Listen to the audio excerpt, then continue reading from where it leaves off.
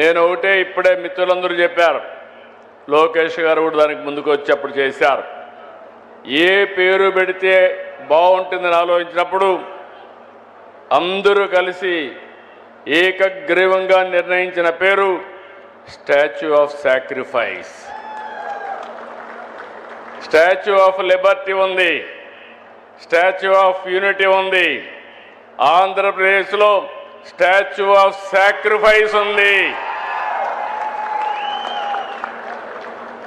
అలాంటిది ఈరోజు మనం చేసుకోవడం.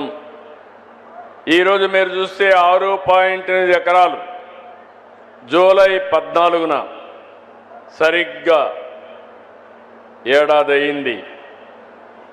అదే మరి ఫౌండేషన్ వేశారు లోకేష్ గారు వచ్చి సెప్టెంబర్ 3. అక్కడి నుంచి మీరు చూస్తే 6 నెలల్లో మొదటి దశ ప్రారంభించాం. 42 టన్నుల కాంస్యం,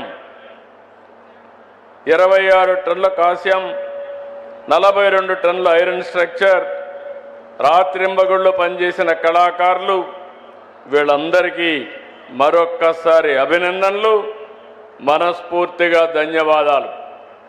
ఈరోజు మనం ఒక్క విషయం గుర్తుపెట్టుకోవాలి, కొత్త జనరేషన్ వచ్చారు. నేను కూడా 1950లో పుట్టాను.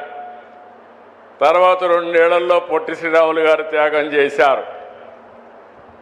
ఇప్పుడు వచ్చిన వాళ్ళైతే ఆయన పుస్తకాలు చదువుకొని ఆయన ఏ త్యాగాలు చేశారో మనం నేర్చుకునే పరిస్థితికి వస్తున్నాం. ఆ రోజు మద్రాస్ ఉమ్మడి రాష్ట్రం, ఆంధ్ర రాష్ట్రానికి అనేక సవాళ్లు ఎదుర్కొన్నాం. ఒక మాటలో చెప్పాలంటే మెడ్రాసు పోతే ఆ రోజు తెలుగు వారికి గుర్తింపు కూడా ఉండేది కాదు. అలాంటి పరిస్థితిలో స్వాతంత్రం కోసం పోరాడినప్పుడు పొట్టి శ్రీరాములు గారు గాంధీజీ నాయకత్వంలో పనిచేయడం, అనేక రకాలైనటువంటి సామాజిక ఉద్యమాల్లో భాగస్వాములయ్యారు.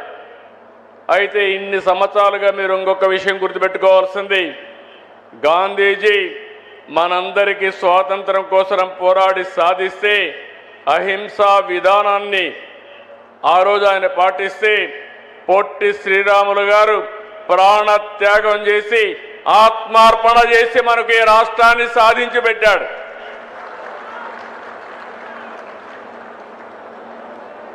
ఎవరు ఊహించలేదు, ఎవరు కూడా సహకరించలేదు. ఓసారి అలాంటి సమయంలో మీరు చూస్తే చాలామంది వ్యక్తులు చెప్పారు, అవన్నీ నేను చెప్పడం లేదు. అలాంటి సమయంలో నేను చనిపోయినా పర్వాలేదు, ఆ తర్వాత అయినా మార్పు వస్తుంది, తెలుగు వారికి గుర్తింపు వస్తుంది, భాషా ప్రయుక్త రాష్ట్రాలు ప్రారంభమవుతాయని ఆలోచించి ఆయన త్యాగం చేశాడు. ఈరోజు మనం గుర్తుపెట్టుకోవాలి, భారతదేశంలో పొట్టి శ్రీరాములు గారు త్యాగం చేసిన తర్వాత భాషా ప్రయుక్త రాష్ట్రాలకు నాంది పలికింది. ఆ తర్వాతనే అన్ని రాష్ట్రాలు వచ్చాయి. దానికి కారకులు పొట్టి శ్రీరాములు గారని చెప్పి కూడా మీకు తెలియజేస్తున్నా. ఇంకొక పక్కన అనేక ఉద్యమాల్లో ఆయన పార్టిసిపేట్ చేశాడు. 5 దశాబ్దాల్లో అనునిత్యం అనేక విషయాల్లో పోరాటం చేశారు. ఇప్పుడే మనం ఏవి చూశాం, ఆయన సతీమణి పిల్లలు చనిపోయినప్పుడు, తల్లి చనిపోయినప్పుడు ఆయన ఒకటే ఆలోచించారు, ఈ దేశం కోసం నేను త్యాగం చేయాలి, అంకిత భావంతో పనిచేయాలని పనిచేసే పరిస్థితికి వచ్చారు. మనందరం గుర్తుపెట్టుకోవాలి, ఆయన కూడా మనమారుగానే ఒక సాధారణ కుటుంబంలో పుట్టారు. 1946 నెల్లూరు జిల్లా మూలపేటలోని దేవాలయాలకు వెళ్ళి దళితులకు ప్రవేశం కల్పించారు. 48లో వార్దాలో దళిత దినోద్ధరణ కోసం 29 రోజులు నిరాహార దీక్ష చేశారు. అదే సమయంలో మెడ్రాస్లో మీరు చూస్తే 1952 అక్టోబర్ 19 దీక్షకి దిగారు. 58 రోజుల త్యాగం గురించి అందరూ చెప్పారు, నేను ఎక్కువగా చెప్పక్కర్లేదు.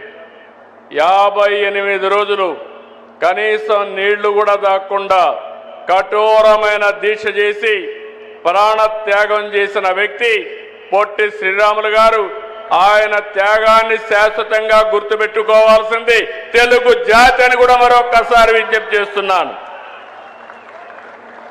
అయితే మనకు ఓసారి కొన్ని సమస్యలు, తెలుగు జాతి అనేక సమస్యలు ఎదుర్కొంది, ఇప్పటికి కూడా ఎదుర్కొంటూనే ఉంది.